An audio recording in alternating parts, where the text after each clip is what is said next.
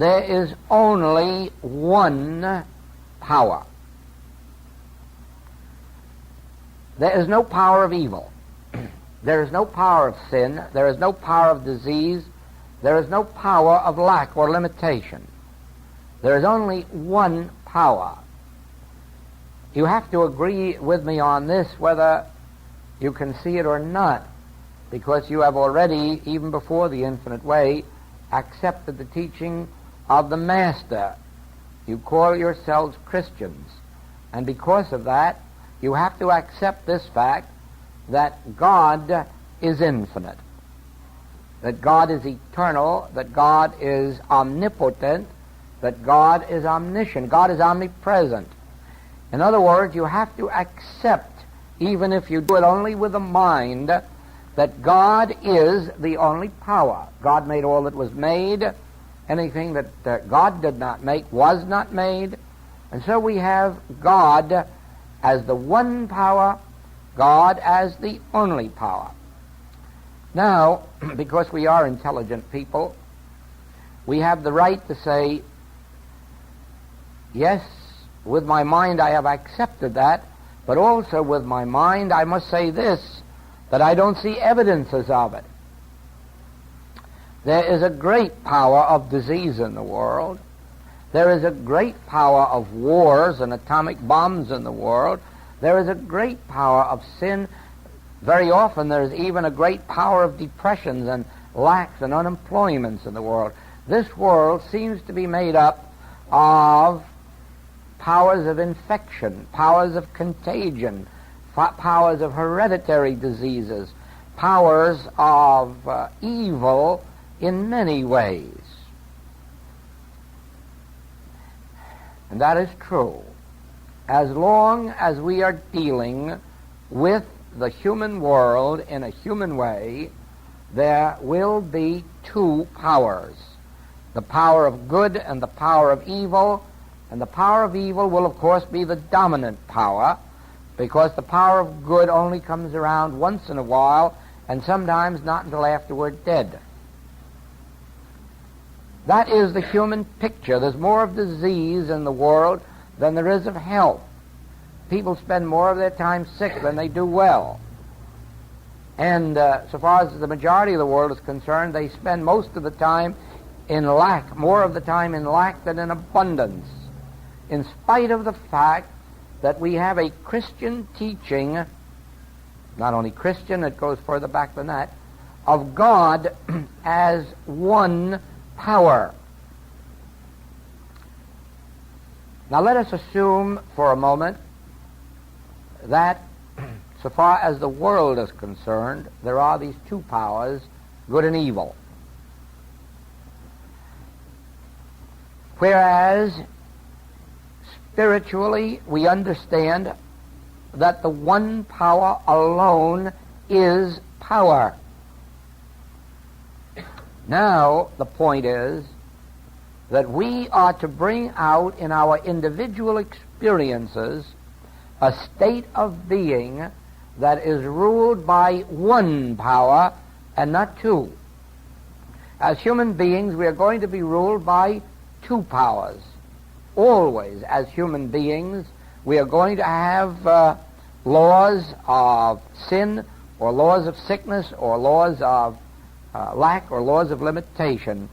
There will always be the two powers as long as there is a human consciousness in the world, because the human consciousness is itself a divided household, divided into the two parts, good and evil. Now, to transcend this, to come into a state of existence where these opposites do not operate, where you find only one power, that is something that is brought about by you individually in your experience. You can be taught how to do it, but no one can do it for you. That becomes an activity of your own consciousness. And on this point, still going back to the word God, let me tell you this. There is a God. And this God is not going to concern itself with you. You must concern yourself with God. God must become an activity within your consciousness, or you go through life as humankind is, with its ups and downs. To bring yourself separate and apart from that, you must do it as an activity of truth in your consciousness. You must do it. Now here is one of the ways. Start with the theme that God is one. God is one. Hear, O Israel, the Lord our God is one. God is one. Thou shalt have no other gods, no other powers, no other laws, but one. As you go about your life during the day, you are greeted either in the newspaper or on the radio with some news of a distressing nature about international affairs. And here is where you begin the practice of truth. It becomes necessary as you read or hear this news to remind yourself that since God is one and God is the only power operating in this universe is the power of good. Now we know about these other appearances. We know about the claim that dictators have powers, or bad senators or congressmen have power, or bad this or that has power. We know all about that. Ours is a holding to a spiritual truth, not the appearance as it is in the news. And the spiritual truth is God alone is power. Now you bring this into your experience by not acknowledging anything but God in all your ways. And so in that instance you will acknowledge God is the only power operating in this universe. The next thing, your attention is brought to some form of sickness, whether of your own or another's, makes no difference. The responsibility rests with you. The moment you become conscious of illness, whether it's your own or another's, to again bring to light the realization God, Spirit, is the only power and the only law. God is the only law. There cannot then be a law of disease. Well, as a matter of fact, we know there's no law of disease, because the law of disease, it couldn't be violated, no one never get well. Anything that's supported by a law can't be changed. You can't change 2 times 2 being 4. You can't change the law of like begetting like. You can't change the law of day following night. You cannot change any law. And so if there were a law of disease, the disease would have to be permanent. Could never be overcome. So there is no law of disease. There are laws of disease according to our human belief, which we've accepted, just as there are laws of astrology. There are those who will say to you, don't be afraid of astrology. It's not a law. Of course it isn't a law. But as long as there is a universal acceptance of astrology, you will find the effects of astrology taking place in your experience. Now, it isn't a law.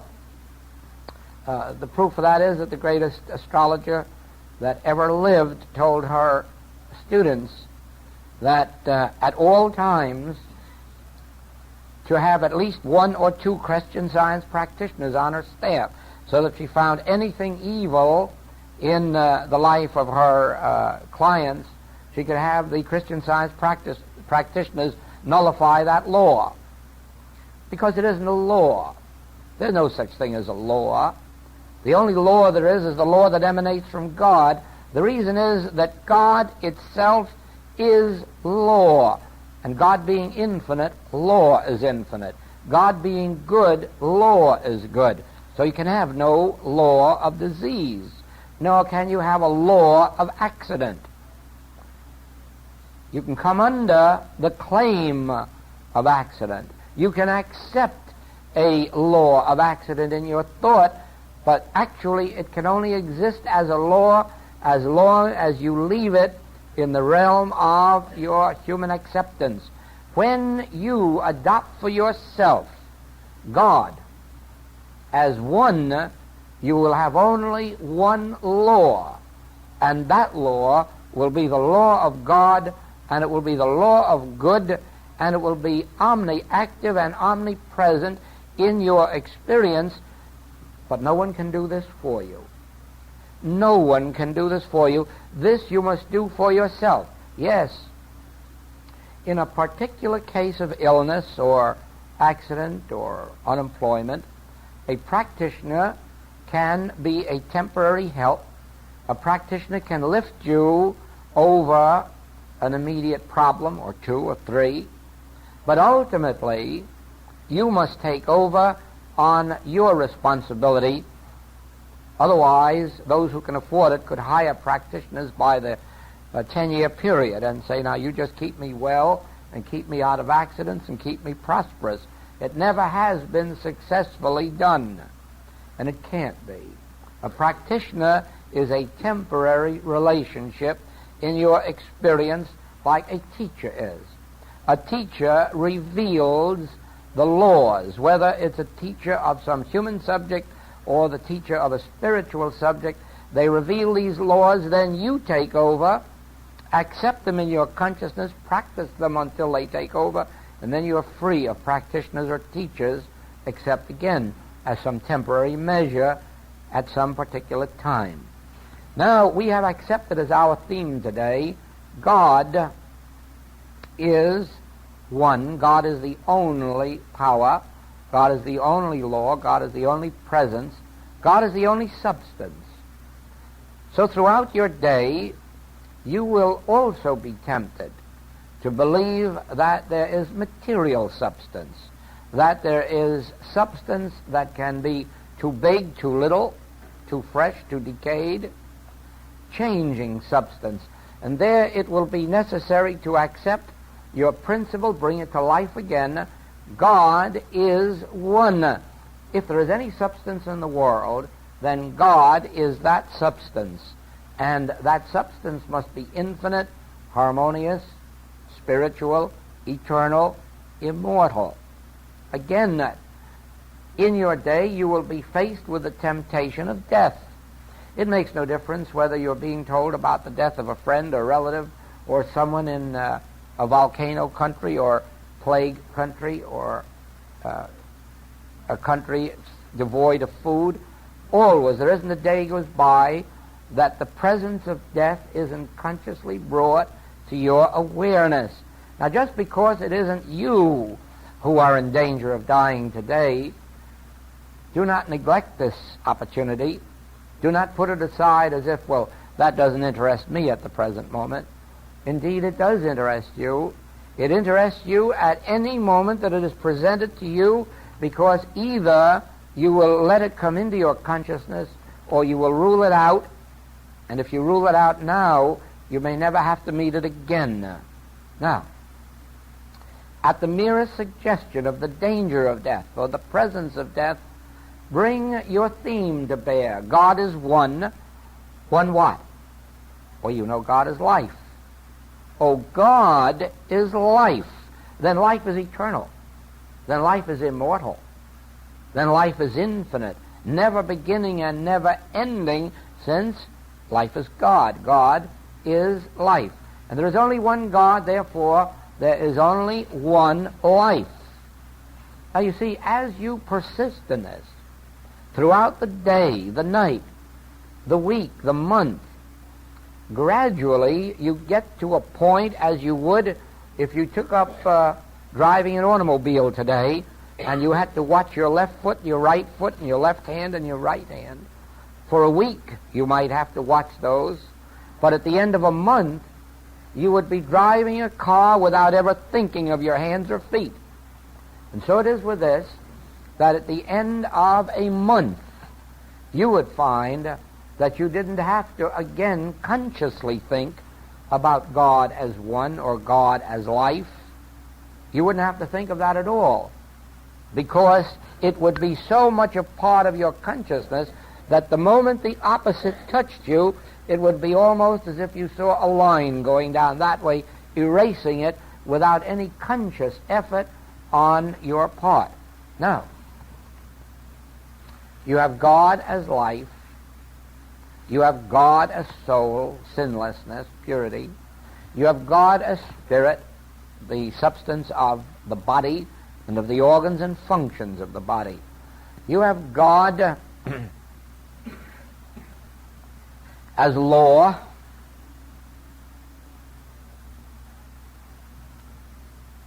you have God as mind. Why, over and over and over, you are meeting the claims of insanity and of all the different things that go up to the degree of insanity. Some are just mild forms and some are violent forms, but there isn't a day that you're not being presented with some form of insanity in this world. And there it becomes necessary to know that God is intelligence. God is the source of all intelligence. God is the source of the one mind, the one intelligence, the one wisdom. And so you meet these claims and overcome them. You see why I say that no one can do this for you. This is a practice that takes place within you until such time as it becomes so embedded in you, the word one, that you never accept these appearances as they come to your consciousness. One. God is the only law. There is no law, then, binding us to any evil condition. But it becomes necessary because God is truth. And truth, omnipresent in your consciousness, is the law of elimination to every form of discord. To every form of discord in your experience. God is that.